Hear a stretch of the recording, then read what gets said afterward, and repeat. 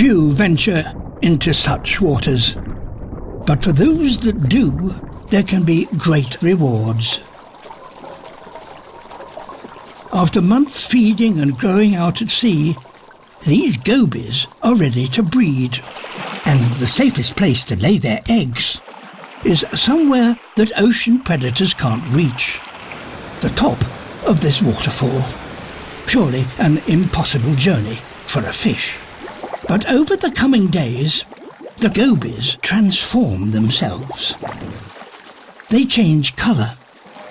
Their mouth rotates and acts like a kind of suction cup, which they will certainly need, because the only way is up.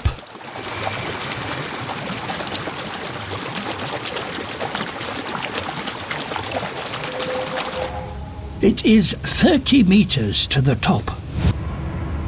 They are only an inch long.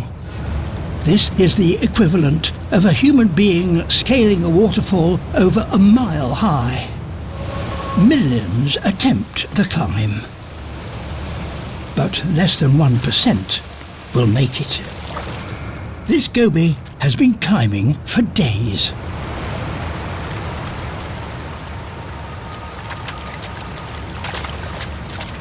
Made it.